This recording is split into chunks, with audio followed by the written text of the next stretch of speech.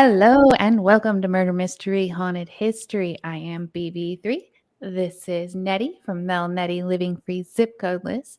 You can find her channel linked in the description below. Please go give it a follow.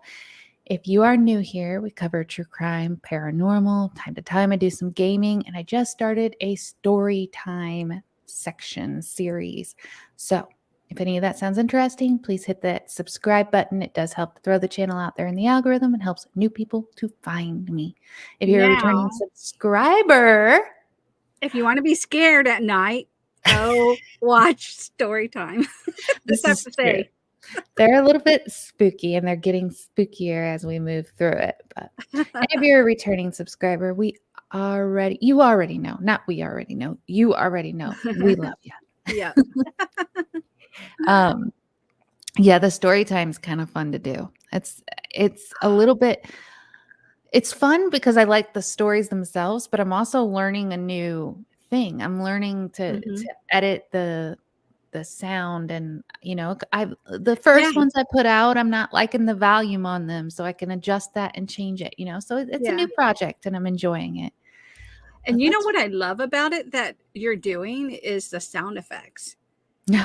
You I know, think I'm I think like, some of those jump out and scare people. yeah, because I wasn't expecting that. And that's pretty neat. Yeah, I like that. Like if you have something like a door creaking open or footsteps, you're really putting it together. Wow. I enjoy it, BB. Well, Great thank job. you. I appreciate that. We're going to have a new one coming out soon so I'm going to do different groups. Like I have the Stalked series that I put out at first, and now we're going to be jumping into a Dates from Hell. Oh, All wow. right.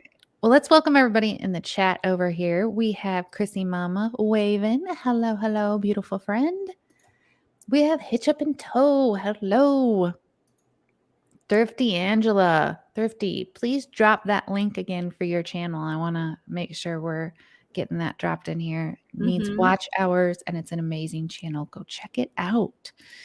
We have Linda Barker. Hello. How you doing? How you feeling? All right. So Nettie put together a pretty inspirational story this week. We have 11 survivors. Yes. 11 survivors of like attempted. So Yeah. let's go ahead and pull that story up. Oh, and you all let me know how you like this view. Oh, it didn't do it. Hold on. Okay. This is the way we can do it for, if that helps everybody. Or if you like the old way with us on the side, you let me know. Wait, we're supposed to be forward. Hold on a second. I got to fix that. We're supposed to be in front here. Okay. Now it should be fixed. Okay.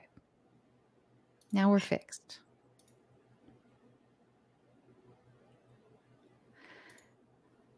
What is happening? Is it supposed to have us? Are you trying to put us in the corner? Oh, it's got us now. Okay. I was trying to move us to the front so that we weren't behind it. Yeah. But right. Is there a way if we do it this way that it won't cover up the writing? Because that's full screen. I can make it smaller. Yes. Oh, okay. I can do this. We can move it all around. You all got to let me know what you all like. If you like us better over on the side, let me know. If you like this setup, let me know. Which one do you guys like best? Y'all tell me. All right. So let's get into it. I see how it's higher up. Yeah. Hey, Jay, how are ya? All right. Thank you, Hitch Up and Toe, for sharing that out. I appreciate it. We can start it out this way, and if they prefer us to go back how we normally do it, then we can switch it. Yeah, let's do that. And you guys let us know in the chat what you like better, if you like us on the side or down here at the bottom of it. All right. 11 women who survived murder attempts. Dun, dun, dun. You go first, Nettie. Okay. Tragically, many women abducted and held captive by murderers are unable to escape their attacks, resulting in their horrifying and senseless deaths. However, some very courageous and lucky women and girls were brave and fortunate enough to survive those close encounters with sadistic murderers and serial killers. Hello, PSV Odyssey. And then Hitch Up and Toe said, "Is my wife in there?" Got to keep watching. Oh, that cracks me up. Okay, I'm sorry. I'm doing one more thing. I'm moving us around. This is just we're gonna try new things. Yeah. I feel too far away from Nettie. Okay. Now, I feel like the little doll on your on your game. all right. I'll leave us there and you let us know if you like it. And not just any killers, some of the scariest serial killers in history, like the Grim Sleeper, the Yorkshire Ripper, Ted Bundy, and Robert Hansen, to name just a few. Whether it's due to good fortune, remarkable intelligence, or unending determination, or some combination of the three, these women who survived unsurvivable killer scenarios became real life heroines after their close brushes with death.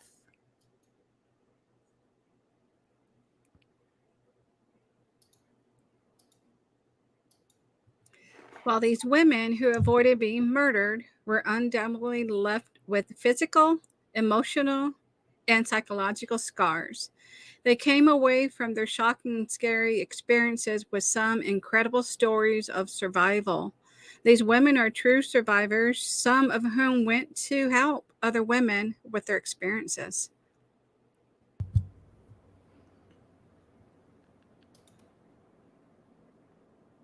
Dun, dun, dun. Mary Vincent had her arms cut off, her ribs broken, and was dropped down a ravine. But, is it Raven? A Raven? ravine. A ravine. Yeah. Forgive me, I don't know how to read. Story time's real interesting with me. No, I'm just kidding. But managed to get away. She's so pretty. Yeah. On September 29, 1978, in Berkeley, California, 15-year-old Mary Vincent accepted a ride from Larry Singleton, a 51-year-old merchant seaman. However, instead of taking the teenager to her destination, Singleton Ard Vincent used a hatchet to cut off both of her forearms and tossed her body off a 30-foot cliff near Modesto, California. Jeez. Mm. Can you imagine surviving something like that? I don't know. Man. While Singleton left the teenager for dead, Vincent pulled herself back up the cliff, eventually getting the help of a passing motorist who took her to the hospital for urgent medical care. Several months after nearly ending Vincent's life, Singleton was convicted of kidnapping, attempted murder, mayhem, and oral sodomy, and he was given the maximum sentence at the time, 14 years and 4 months. Good. That is crazy. That is insanity. Yeah, she was just a teen. Incredibly, after surviving just 8 years behind bars, after serving just 8 years behind bars, Singleton was released on parole and eventually relocated to Tampa, Florida. On February 19th, 1997, one of Singleton's neighbors called the police and reported a struggle at Singleton's home. Law enforcement officers responded and found the elderly convict covered in blood and the lifeless body of Roxanne Hayes, a mother of 3, on the floor of his home. Of course he did it again. Of course he did it again. Yeah. In 1998, Singleton was tried and convicted of stabbing Hayes to death, and Mary Vincent, whose prosthetic arms were a silent testament to Singleton's brutality, appeared at his sentencing hearing to testify about the depraved and ruthless attack he subjected her to when she was only 15 years old. That is insane to me that they let him out so soon. And then, of course, he reoffends. Like, what is wrong with our system? It's so broken. It's so broken. Mm-hmm. Hello, Mr. Tommy Travels. Hello, Shaco. Chewbacca.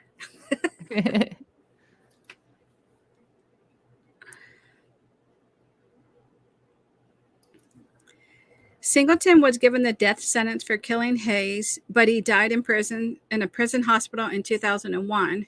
In the years after she was mutilated and left for dead by Singleton, Vincent went on to create an organization, the Marie Vincent Foundation, to help other survivors of violent crimes, became a mother, and embarked on a career as an artist, making her an inspiration to many.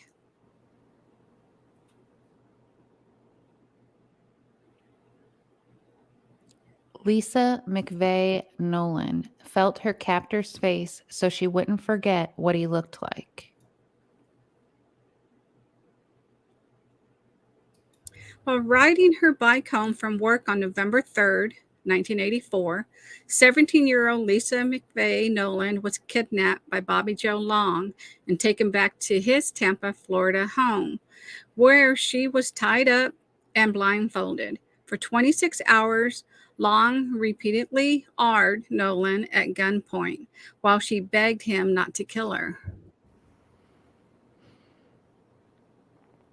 While she was afraid her captor would end her life, Nolan felt his face, making mental notes of his pockmarks and mustache, so she would be able to describe him to police if she survived the attack. Nolan also made sure to leave fingerprints all over his bathroom in order to prove to law enforcement that she had been held captive in his home. Isn't that sad that that's even a thought in a Yeah. victim's mind? I better leave fingerprints so I can prove this is true. It's so sad. Incredibly, after being imprisoned for more than a day by a serial killer who had already murdered several women, Nolan managed to convince Long to let her go, telling him her father was ill and relied on her for help. After reporting the terrifying ordeal to the police, Long was arrested and he was eventually convicted of multiple murders and given the death penalty for his crimes. While Long is on Florida's death row awaiting his execution, Nolan went on to become a Hillsborough County Sheriff's deputy. As a member of law enforcement, Nolan uses her unique skills and experiences to protect her community from people like Long. 2 decades after she was kidnapped and arred by one of Florida's most notorious serial killers, Nolan said, "I'm a survivor and a warrior. There's no victim." Wow. She went through a lot. Yeah, she did. That just blows my mind that people think, oh, I got to be able to prove this. Yeah. Anitra Washington helped put her attacker behind bars.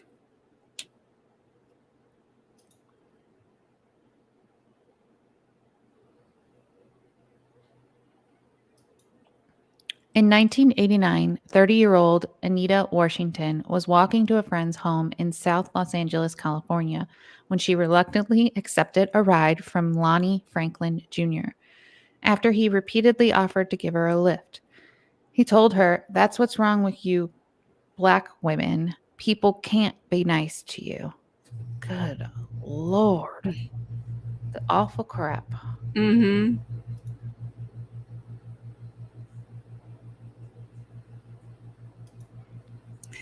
Not wanting to seem rude, she got into his vehicle. After making a stop at his uncle's house, Franklin, without warning, shot Washington in the chest. When she tried to flee the car, Franklin told her he would shoot her again. Then Franklin arred Washington in his vehicle while she bled from the wound in her chest, at one point taking a picture of her bloodied body. All right, y'all haven't voted over there on whether or not you like us as two small little pictures down here or you like us on the side. So got to tell us which way you like it, the way we were doing it before, or you like the screen the way it is now. Let us know. And then also, I am so confused by the Chewbacca comments. Shaco, you never cease to like amaze me with the confusion you can cause. And I do know that song. I'm long, strong, and down to get the friction on. Very good rap song back in the day. Um, Tampa seems to be coming up a lot. Mm-hmm. Yeah, Florida has some crazy stories that come out of it.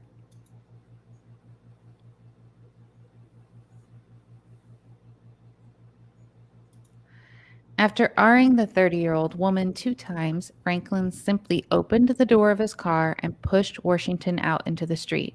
Struggling to remain conscious, Washington managed to get to a friend's house and eventually received the medical attention she needed to survive the attack. Nearly 2 decades later, Franklin was apprehended with the help of family DNA and was later convicted of murdering 10 victims between 1985 and 2007. Holy cow. Wow. So I guess he thought he had killed her when he shoved her out of the car. Yeah. Wow.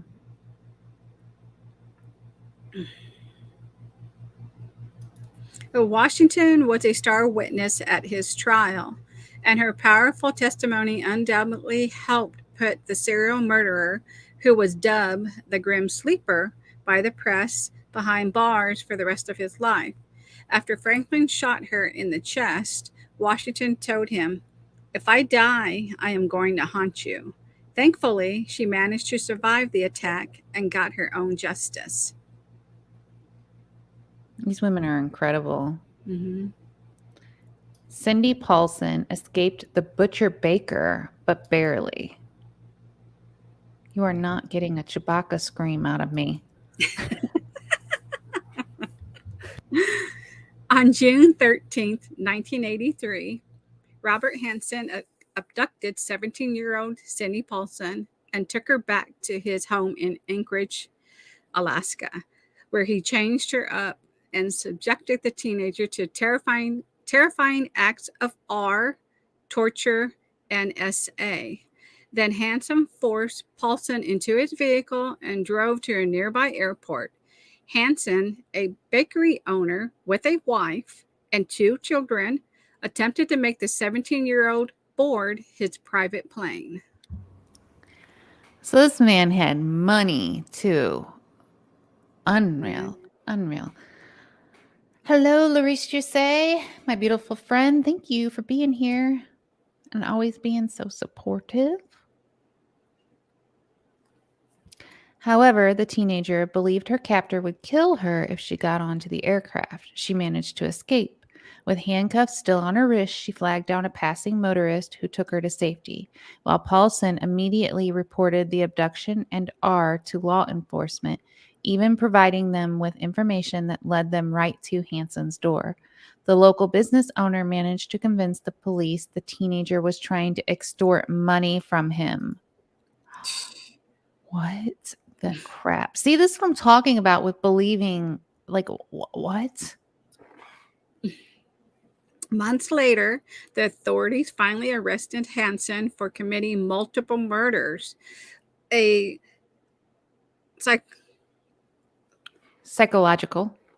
a psychological criminal profile by the FBI confirmed the man who attacked Paulson was most likely the serial killer who had taken the lives of multiple women in Anchorage.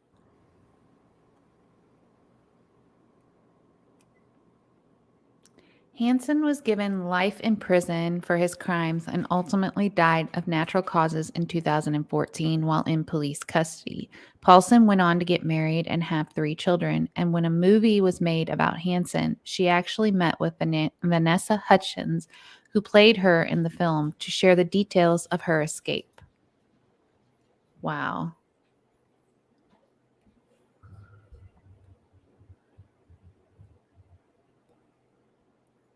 I want to see this movie now. Yeah, I want to see that now. Uh-huh. Whitney Bennett survived an attack from the Night Stalker.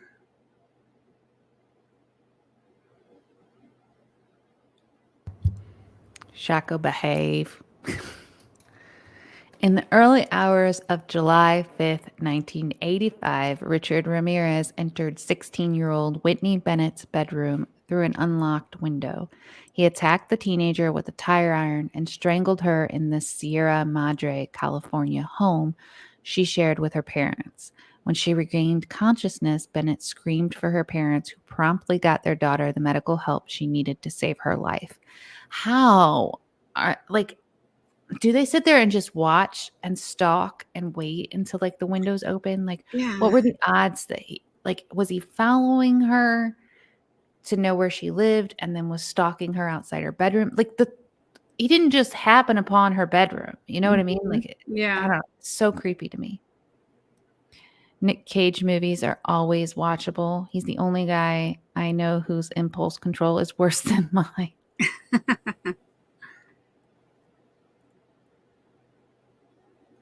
Charlie Well, Sheen's pretty bad. yeah. Well, Ramirez, who was dubbed the Night Stalker for the brutal murders he committed in and around Los Angeles and San Francisco, stole some of the teenagers' jewelry. He left behind a bloody footprint law enforcement used to link the attack to his other crimes. The following month, Ramirez was apprehended, and in 1989, Bennett testified at his trial. She provided valuable testimony against the man who tried to murder her. Now Ramirez is the one that stayed in I think. I Is don't it the Cecil Hotel? Yeah, I was thinking, isn't he the one that stayed in the Cecil Hotel? Yeah, because when I was researching this, I saw his picture and I'm like, he looks familiar. And then when you just said that, that's where I placed him. Yeah, Yeah, I think he he's the did. one that stayed in the Cecil. Ramirez was convicted of multiple counts of murder, SA, and attempted murder. And while he was sentenced to death, he passed away in 2013 due to complications secondary to B-cell lymphoma. He got off easy. Yeah. Kathy Kleiner, Karen Chandler, and Cheryl Thomas went face to face with Ted Bundy and won. It's so weird. On the StreamYard side of things, it's showing me we have 0 viewers, but on the YouTube side, we have 10.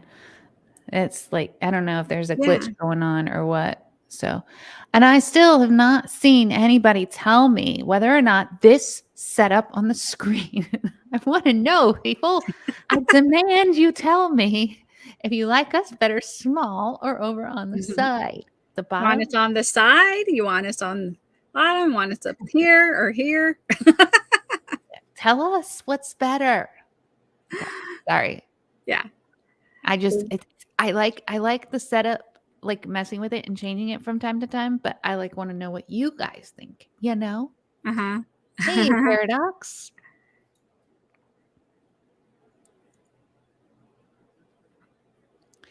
In the early morning hours of January 15th, 1978, Ted Bundy broke into the FSU sorority house in Tallahassee, Florida. There's Florida again.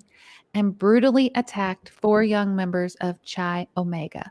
While he successfully murdered Margaret Bowman and Lisa Levy, 2 of the home's residents, Kathy Kleiner and Karen Chandler, managed to survive the violent assaults. Hitch up and toe. I'm not telling. A lot of people like us on the side. Okay. Thank you. Thank you, everyone. That's what I needed to know. There we go. We're We're back. back. All right. Is this the new one? Oh, okay. I couldn't tell.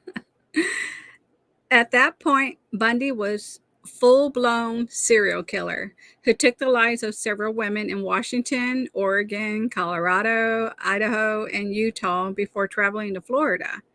However, Bundy's reign of terror wasn't over. Shortly after killing 2 women and severely injuring 2 more, he broke into the nearby apartment of Cheryl Thomas, another FSU student. Man, he had a whole lot of energy that night. Yeah. While he bludgeoned her repeatedly, Thomas, who was studying to become a professional dancer, survived the attack but was left with permanent damage that prevented her from pursuing a career in dance. Bundy went on to kill his final victim, 12-year-old Kimberly Leach, in Lake City, Florida, before he was apprehended on February 15th of 1978. You know, I was watching something about the recent Idaho murders. Mm-hmm. Since there was multiple of them, and they were talking about like why he might not have killed the other two people. And they said that was because if you just sat there and went like this with a knife, imagine you were doing that with a knife and you did it as hard as you could for like 30 seconds, you would run out of energy. And to imagine doing that to multiple people, how long it would take to do that to multiple people or whatever, you would be exhausted. And that maybe that was why he didn't do it, because he was exhausted. Yeah. And Yeah. like this story here, how did he have the energy or the strength to do that? Those people are fighting you back on top of, if you Unless they imagine. were on some kind of substance, you know what I mean? That gave them Yeah, extra strength. But yeah, I see what you're saying. I guess so. Because even if you just sat here and did this, you would get exhausted, right? But Yeah. then think about somebody fighting you back. There'd be even more of a, you know, Mm-hmm. I don't know. I don't understand how they do it. But like you said, substances probably play a hand in that. I'm too lazy to be a night stalker. I'd be a mid-morning or late afternoon stalker when it's not too cold and it's not too rainy.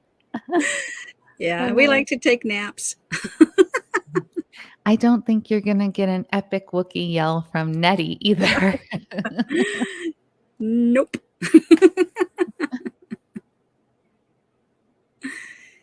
He was initially pulled over by an officer in Florida Panhandle for driving a stolen vehicle. Bundy was eventually convicted of multiple murders and given the death penalty.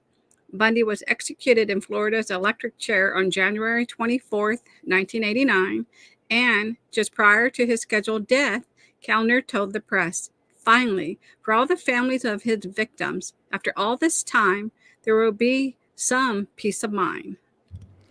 As the words came out of my mouth, I was wondering who would be the first one to say something about the "Do you like us" on the bottom. And of course, RVVFE comes in with, "I haven't been asked my preference for top or bottom in a while, but you look good on the side. Hi, y'all."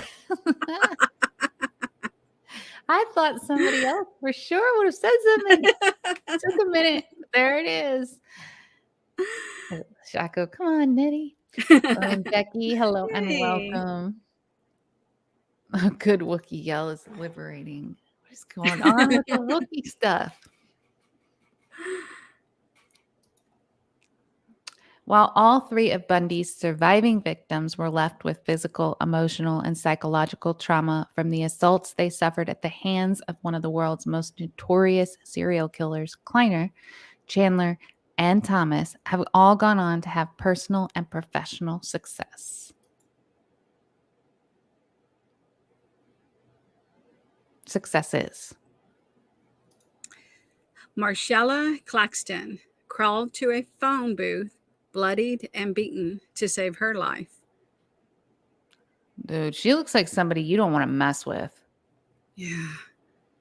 I mean, I know she's been to hell and back, but she looks like, go ahead, try me. Mm-hmm. Around 4 a.m. on the morning of May 9th, 1976, 20-year-old Marcella Claxton was viciously attacked by Peter Sutcliffe, a serial killer who had already murdered 2 victims and would go on to kill several more. As she was making her way back to her home in Leeds, England, Sutcliffe hit Claxton in the head multiple times with a hammer, knocking the young woman to the ground. Jeez. Man. And then, as blood poured from the 20-year-old's wounds, Sutcliffe M. like, yeah, caught me off guard there for a minute. Over Claxton's body, sticking that's a Euro 5 note in her hand before fleeing the scene. Remarkably, Claxton managed to crawl to a phone booth and call for help. She received more than 50 stitches and had to undergo brain surgery. I am the audacity and pure sickening of that man to do that to her and then drop money on her. Like, Yeah. it's sickening. Linda said, I I know. just tried it. Very liberating. Give it a try, Nettie. I can't even roll an R. How am I supposed to do a shabaka call? Mm-hmm. Oh, that's the E5 note. Their money is so cool looking. Mm-hmm. Sadly, she was 4 months pregnant at the time of the attack, and she suffered a miscarriage following the horrifying event. After nearly killing Claxton, Sutcliffe, who was dubbed the Yorkshire Ripper by the media, went on to attack and murder several more women.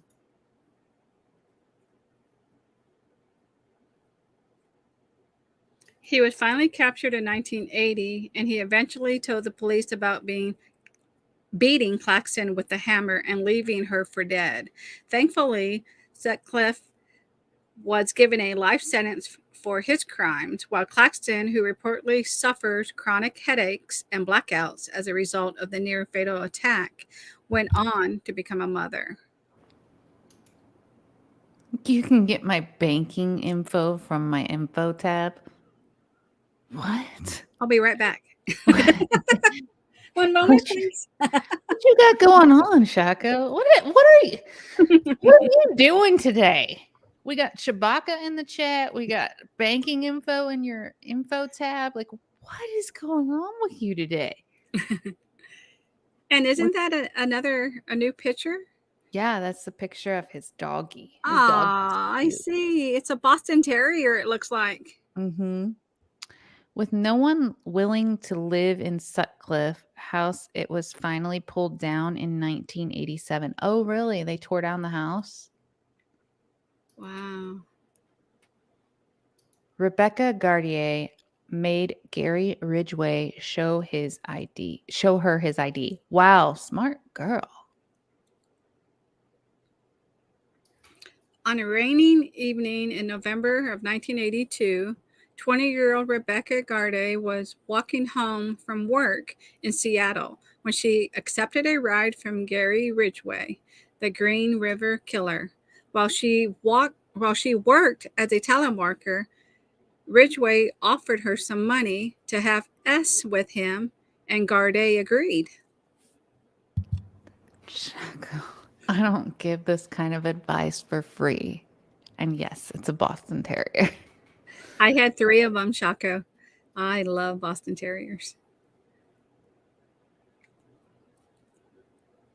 At her request, Ridgway showed her his employee ID for the company where he worked painting trucks before accompanying him to a wooded area to have SEX. However, shortly after getting out this truck, Ridgway attacked the young woman, forcing her to the ground and attempting to strangle her. Incredibly, Garde managed to get free from her attacker and ran to a nearby home for help, leaving Ridgway behind with his pants around his ankles. While the young woman knew where her would-be killer worked, she didn't report the assault for 2 years, largely because S workers is illegal in Washington state. I think that's sad too. I mean, even though what they're doing is illegal, Yeah. that line of work is illegal. If they're brutally beaten or attacked in that way, whether the job's illegal or not, they should feel safe enough to come forward and talk about it. So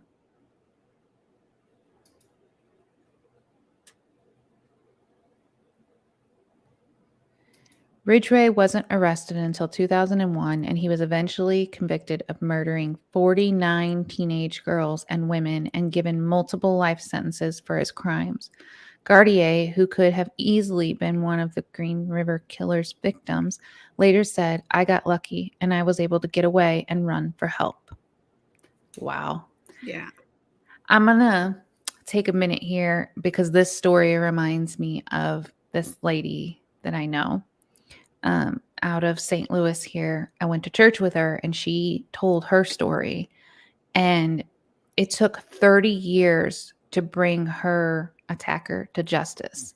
And what happened to her was she was a teenager and she was downtown St. Louis at the bars. And when she came out, a man grabbed her and then he took her over to where like the abandoned houses were. And there was only a couple houses where people lived, and then most of the houses were abandoned. And he R'd her in his car and then beat her so badly that he thought she was dead. He left her on the street to die. She drug her naked body, because she couldn't walk, over to a door of a house where the lights were on, and she knocked. She was so badly beaten that the people wouldn't let her in their house. She didn't know where the guy was. They just opened the door, looked at her, and shut the door. She didn't know if they called the police or anything, and she just laid there because she couldn't go any further. And the police ended up coming and getting her in the car and everything. And then they blamed her. They blamed her and said she shouldn't have dressed so provocatively. She shouldn't have been out at the bars drinking, etc., etc. These were the things they were saying to her in the cop car as they were taking her statement and whatnot. She ends up making a statement, doing the kit and everything. But it just got put on a shelf. They didn't like investigate the case or anything. Well, 30 years after it happened to her, the DNA, much like, this story or whatever, the DNA pinged, and he was a serial R word, and he was arrested. And then she has had to testify multiple times at his parole hearings because he's been up for parole Just after to keep doing them that. behind bars. Yeah, because she's one of the only ones of his victims that were willing to like actually speak out, because Wow.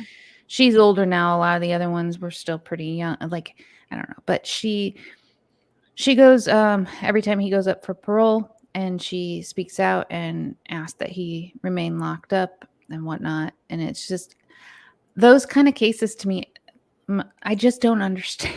I don't Yeah. understand why the victims, and I know they're survivors, not victims, but they are a victim as well. Why they're not believed, or they feel like they're not going to be like, that's the system we've built where these people that have these horrible things happen they don't believe in the system to protect them. That breaks my That's heart. the reason why a lot of people don't even call the police when things happen, or they see a crime happening and they don't want to get involved because of this. Mm-hmm. Yeah, it's Yeah. it's ridiculous. But yeah, her story reminds me of, some of these That's stories. sad. Yeah. But she's one of the strongest women I know.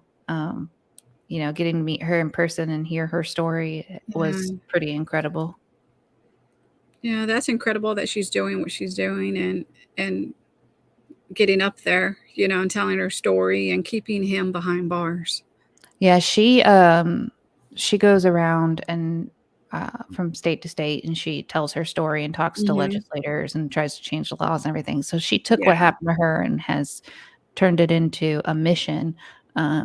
But the fact that he was able to go on and do it for 30 years between her and the time he was arrested is just crazy to me, because she was a cold case.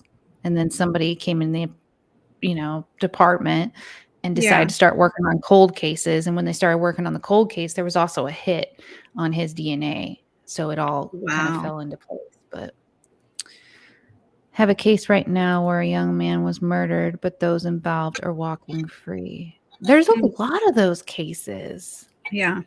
Saddening. And Shaco, I agree.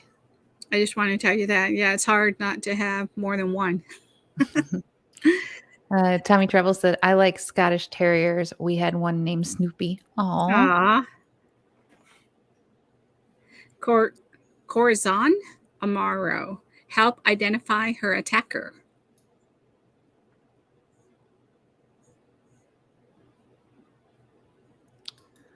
On July 14th, 1966, Richard Speck broke into a Chicago townhouse shared by several student nurses, eventually murdering all of the women inside the home, except for Corazon Amaro. Amaro hid under a bed while Speck took 8 of her fellow nurses one by one into another room where he strangled and stabbed them to death. Oh my God. Can you imagine being there and hearing all that? Hearing it and seeing him take them in there and kill them one by one, and you're thinking, oh my God, I hope he doesn't find me. Oh man. Yeah. They have his personal items. It's a shame. 17 years old. Wow. Wow.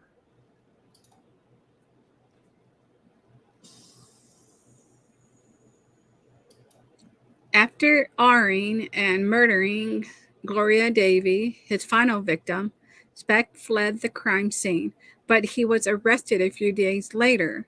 He tried to kill himself and was admitted to a Chicago hospital where a doctor recognized the wanted killer from a sketch created with the help Morrow, the only survivor of the attack.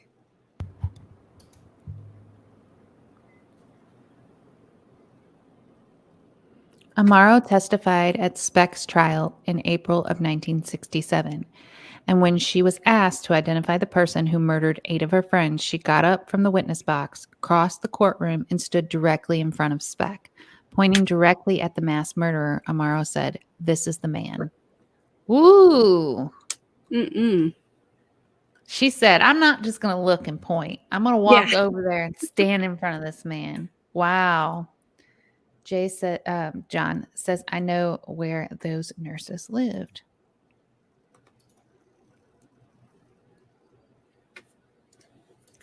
Speck was convicted and sentenced to death for his crimes, but Morrow went on to become a nurse, wife, mother, and grandmother.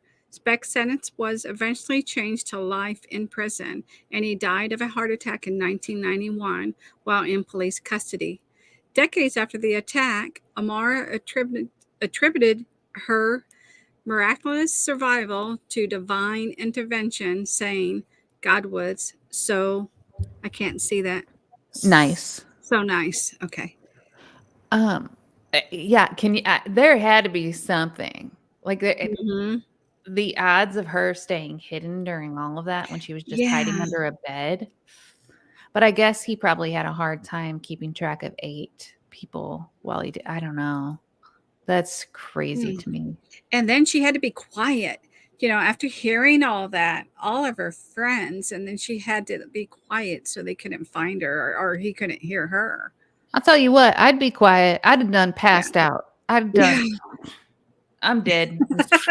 Right. I've done passed out from fear, pissed myself, pooped myself. Like, I'm done. I'm out.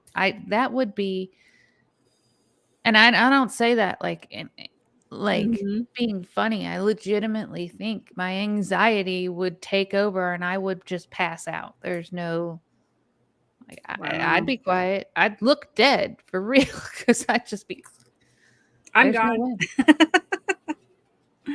There's no way I could hear all that and not.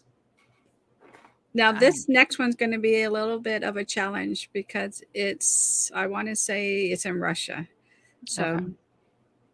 Same, BB. I'd passed out. I said Roy and Becky. I'm guessing that's Becky. So, yeah.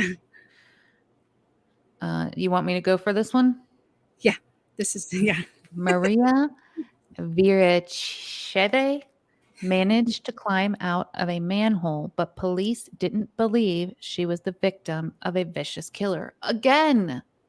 Yeah. How many of these stories of these survivors have we gone through, guys? Can you go back and count in your head how many weren't believed or felt like they weren't going to be believed? Crazy. On the evening of February 23rd, 2002, Maria Viracheve, a 19-year-old pregnant woman, ran into Alexander Bishkin, an acquaintance of her boyfriend, at a metro station in Moscow, Russia. Viracheve, who earlier had gotten into an argument with her boyfriend, agreed to go with Pishushkin to look at some black market electronics in a nearby park.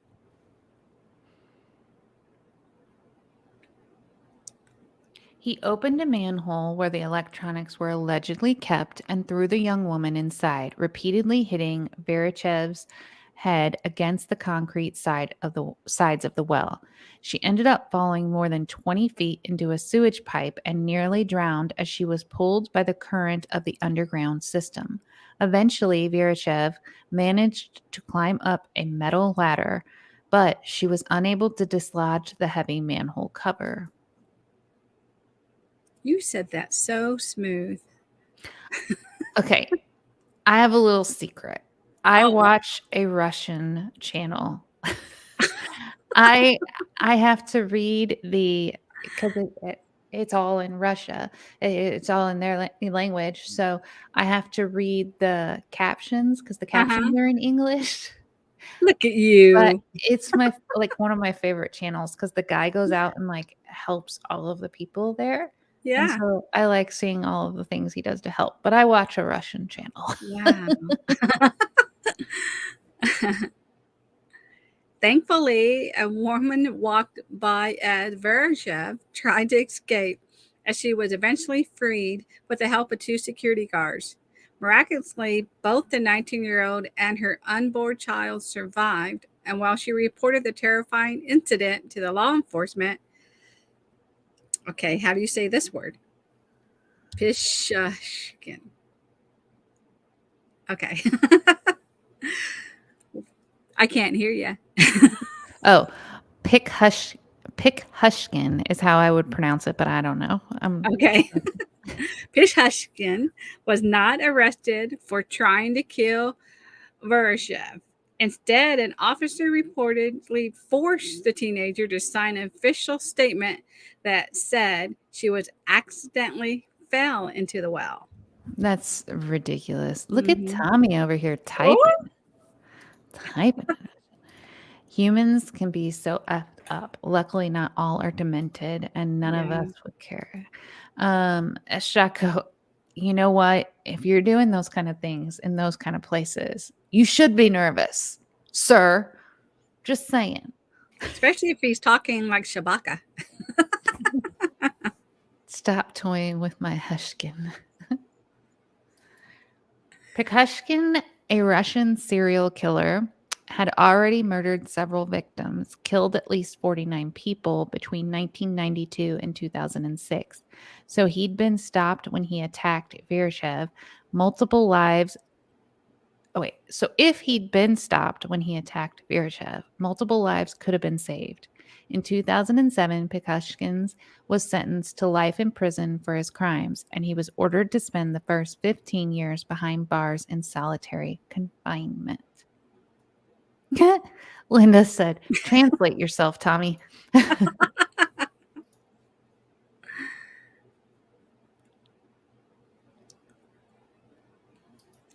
Kate Moore turned her horrifying experience into a way to help other victims.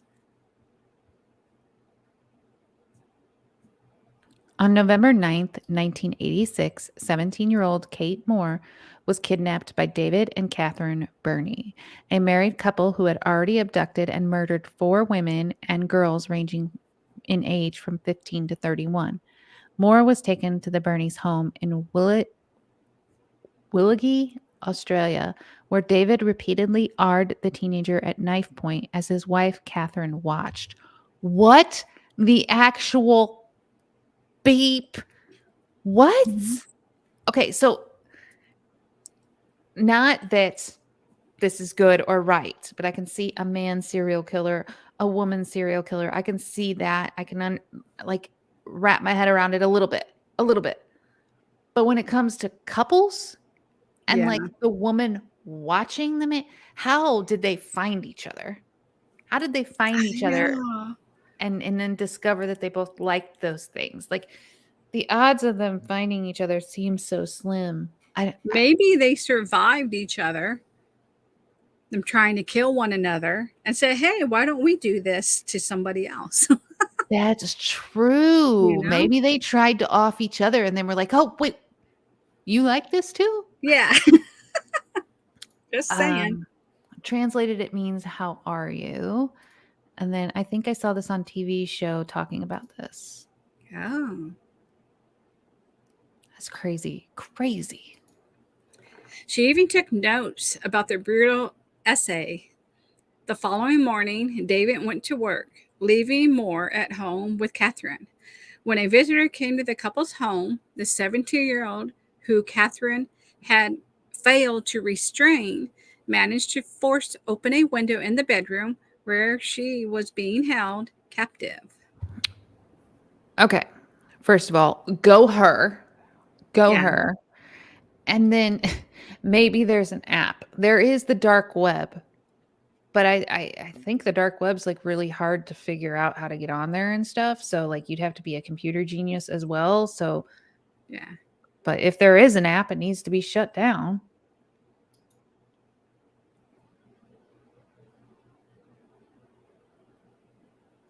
She knocked on the doors of 3 of the nearest houses, discovering the Briney's neighbors weren't home until she found a man outside of a store who immediately drove Moore to the police station. When Moore later recounted her first night as a captive in the Burney's home, she said, "I had a 200% chance of dying and 5% chance of getting away." Mm. Well, yeah, they were serial killers. Yeah. Jeez. Thanks to Moore's brave escape, David and Catherine were convicted of multiple murders and they were given life sentences for their crimes. David killed himself in prison in 2005, while Catherine was denied parole in 2007. Moore has dedicated her life to advocating for victims' rights, demanding truth in sentencing, and asking the courts to deny parole for S offenders and people who commit premeditated murder. Hitch up and toe. Math's not my strong suit either, okay? But she survived.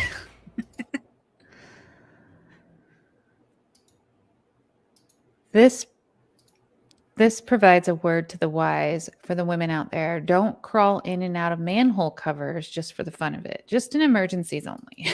Yeah. Right? Like she was just climbing in the manhole for fun. Look at all these survivors. Mm-hmm. Strong women. It's incredible. It really is incredible that they were able to like survive all of that and go on to live healthy, Yeah. productive lives. Yeah. I don't like the fact that a lot of these people got like not that big of sentences. The 114 Ninja Turtles, right? Let's snap some hero suits on them, superhero suits on these women. But like 14 years is ridiculous. Oh, I know. Or the guy that got out and then reoffended. Yeah. I'm getting ready to put out, I don't know if anybody knows, but I've been doing like 1-2 minute little videos on different criminals. I want their faces out there. I want people to know that these people are disgusting for Mm-hmm. these disgusting crimes. And I'm getting ready to put out one about a guy who did bad things to a child multiple different times. And now he's been sentenced to chemical castration. A judge actually sentenced that. And I'm like, go judge. Like, I didn't even know that could be a thing. It's a thing. And when he does get out after he serves all of his time, he'll have to be chemically castrated in order to be out there in the world. And I'm like, Wow. why aren't we doing that to all of them? I'm trying to imagine what that consists of. It's a medicine. Yeah. It They just like give them falls off. they give them a medicine and it makes them not able to have the desires anymore. Oh, okay. I was thinking like off. Yeah. That would Not- be nice. I mean, I Yeah. don't know why we can't do that, but since we can't do that, Just get Lorraine Bobbitt. they give them that medicine though. And why aren't we doing that to all of them? I know. Like, if that's a thing that we can do, why aren't we doing that to all of them? I'm so confused by our system. Mm-hmm. But apparently it's just a medicine they take and then forever they take it one time. Right, Linda? An acid dip. Yeah. The video will be out in the next couple of days, but there is a name of a medicine, and then you guys can kind of look it up and see. Wow. But apparently they just take it that one time and it makes them. So if that's possible, why aren't we doing that with all of them? Mm-hmm. If they've offended and it's 100% proven, give them that. I don't get it. It boggles my mind. All of them should be on it before they're released. Exactly. Before Mm-hmm. they even walk out of the jail, they should have to take it. And very true. Very Mm-hmm. true. Should be televised. Scary how light the sentences are. Yeah. Did you want my photo to go up there? No, we need your wife's photo. She survived you. Yeah, they're incredible women, though. Really, truly incredible women. The one that lost her arms. Oh my gosh, and she was so young at the time. No, I'm trying to remember because we've done a lot of talking. She lost her arms before she climbed up the cliff, didn't she? Yeah. She had to crawl up the cliff without her limbs. Yep. I know you go into shock. I know that that's a thing. I know you go into shock, but even in shock, like she made it up that cliff. That's incredible. Mm-hmm. Incredible. These are really good stories. Thank you, Nettie, for researching this and finding it for us. You're welcome. I appreciate it. It's nice to hear the inspirational side of it, like we Yeah. cover a lot of the nasty or the dirty parts of it, and to hear women that actually survived is pretty cool. Although my mind is focusing on the fact that these light sentences and not being believed and all of that crap. Right. But it's a lot that they had to go through, and just to become it reminded me of a lot of, I watch true crime as well, and I Survive, that series. And mhm. it's just what you do in order to try to stay alive, because you're fighting for your wanting to be with your family. And it's just I can't imagine just the strength that they had, especially, like you said, with her getting her limbs chopped off, and the one that had her head bashed in with a hammer. And it's just the will to survive is amazing, what they were able to do. Yeah, I know that your body goes into shock. I get that, but there's this, even in shock and not really knowing what's going on around you, it still seems like such a feat Mm-hmm. to pull through that. It's incredible. But I think that wraps it up for tonight. Before we go, I used to do this all the time and I got away from it, and I want to do it again. If you have a new video out on your channel or something that you're excited about that's coming out, can you drop it in the comment section so that we all know to go check Mm-hmm. that out, please? I know we're all very Yeah. supportive of each other, but let's drop what you got going on over there in the comment section real quick. And then Nettie, you tell us about what you got going on. I know you just put out a video about a cauliflower crust pizza. Yeah. That That looked was good. delicious. I actually made another one tonight. That's Did how you? good it was. Yeah. I'm on my new health journey, and it's been quite challenging trying to find a pizza restaurant that serves cauliflower pizza. And when they do, it is really outrageous. It's pretty pricey for the size that you get. So I started researching, and I'm like, let me do it myself. And I made it, and it's absolutely delicious. It more tasty and crunchy, because I like thin crust. And it's so crunchy. And I told Mel, because I bought a head of cauliflower, and it's only a quarter that you use for one crust. So I have 4 pizzas, that are ready to be made. So I made a second one tonight. Yeah. And that's the video that I shared. I want people to realize, especially in our lifestyle, since we're traveling, that we can actually travel and still make healthy recipes on the road, and, share it and share what we're doing. So, So, You guys are big on pizza night though. That's something too. Is you guys do that like once a week, right? You always do Uh-huh. the pizza night. I mean, every Friday, but Yeah. I kind of cheated. I had it tonight. But Well, yeah. like, to be on a health journey and then to Mhm. not be able to have like that's a ritual. You guys have always done it. It's something you guys Always done so it. to not be able to have it because of Yep. the crust, like you have to find a way around that. I love that you Mhm. found a way around that and that you're sharing it out. Yeah. Um, I think that's a huge, huge thing, um, to share the recipes and stuff with people. And I've tried some of your recipes. They're so good. Have you? Awesome. Yeah, Yeah. they're really good. I forget the one. It was one of the ones in the crock pots. I've tried a lot. Uh-huh. So the one in the crock pot was really, really good. But I can't remember which one it was now, but it was one of your crock pot ones. Have Yep. you made egg rolls yet without the roll? Yeah, Egg egg rolls in a roll bowl? in a bowl. Yep. Yeah. And also I Big Mac in a bowl. I've done Yeah, the Big that Mac one. in a bowl is good, but I think it Yeah. might be the egg roll in the bowl that Yeah. I've tried. Yeah, that's really good as well. Okay, I thought pizza may have murdered someone. We did have No, a pizza guy last Sunday, but that was kinda like a stalker. too funny. Yeah. All right. Well, I didn't see anybody drop anything over there in the chat, and I've checked both the chats. So we'll go ahead and next week, Mhm. everyone come prepared with homework. Your homework, people, is Yeah. to let us know what video on your channel we need to check out. 'Cause it Okay? does help because a lot of times we don't get notifications when they come out. So, that helps if you let us know as well, that you do have something current that came out or if you wanted to share out what you're doing. Yeah. I've started having healthy meals. It's just the crap I eat between meals is bad. Oh, Well, I am starting back to the gym. I haven't been since I hey. was in the hospital, and I decided enough's enough.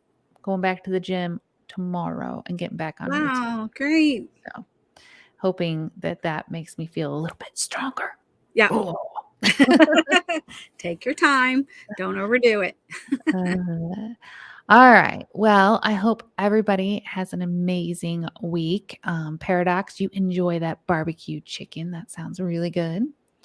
And Roy waits till last day or so to get a video done. You know, I'm trying to get him back. I didn't go live this week because I was trying to like film and kind of get some that I can have on hand to put out there because Yep. I'm always filming the day of and like recording the day And put of them and in the kind of, pocket, right? yeah, Put them I'm in the trying to put pocket. them in the pocket as Yeah. Nettie taught me. Yeah. So, all right. Well, we will see you all next Mhm. Sunday. Wishing you a wonderful week and much kindness and much love. And we're sending love your way. Good night. Bye, everyone.